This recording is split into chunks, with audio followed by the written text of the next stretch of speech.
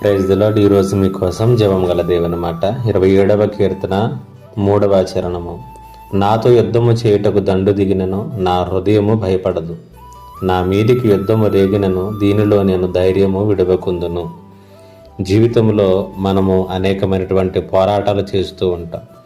అనేక పరిస్థితులతో మనం పోరాడుతూనే ఉంటాం. కొందరు ఆర్థిక ఇబ్బందులతో పోరాడుతూ ఉంటే మరికొందరు అనారోగ్య పరిస్థితులతో పోరాడుతూ ఉంటారు.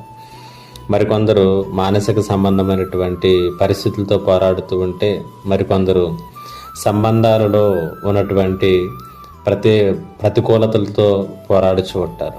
ఇలా మానవ జీవితంలో ప్రతిదినము కూడా ఏదో ఒక దానితో మనం పోరాడుతూనే ఉంటాం. ఏదో ఒక దానితో మనము యుద్ధం చేస్తూనే ఉంటాం. యుద్ధం చేస్తున్నటువంటి పరిస్థితులు అనేక మార్లు మన జీవితాలను భయాలు అలుముకుంటూ ఉంటాయి. భవిష్యత్తును అనిశ్చితంగా మనకు చూపిస్తూ ఉంటాయి. ఇలాంటి పరిస్థితుల్లోనే కీర్తనాకారుడు కూడా వెలుచు ఆయన రాసినటువంటి మాటలు, నాతో యుద్ధము చేయుటకు దండు దిగిన నా హృదయం భయపడదు, నా మీదకి యుద్ధము రేగిన నేను ధైర్యము విడవకుందునంటూ ఉన్నాడు. యుద్ధం చేయటానికి ఒక దండే దిగిన యుద్ధమే భీకరంగా రేగినప్పటికీ కూడా నేను ఎప్పటికీ కూడా భయపడను, ధైర్యము విడువను అనేటువంటి మాటలను కీర్తనకారుడు తెలియజేస్తున్నాడు. ఏంటి దావీదుకు ఉన్నటువంటి ధైర్యం?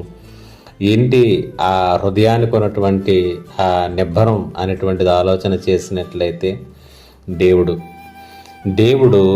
దావీదు జీవితానికి వెలుగు ఉన్నాడు.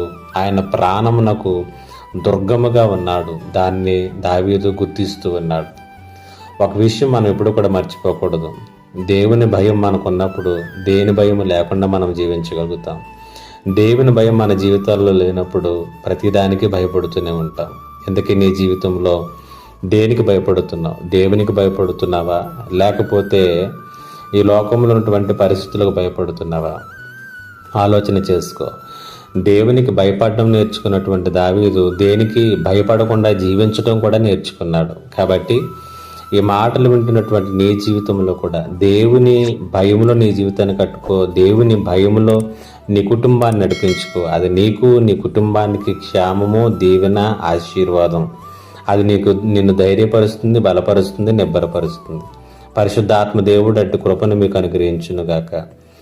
ఆమేన్. ప్రార్థన. మా దేవా, నీకు వందనాలు. ఈ మాటల చేత ప్రతి ఒక్కరిని బలపరచండి. నీకు భయపడటం, నీ అందు భయభక్తులు కలిగి జీవించడం మాకు నేర్పించమని యేసు నామములో అడిగి వేడుకొనుచున్నాను తండ్రి. ఆమేన్.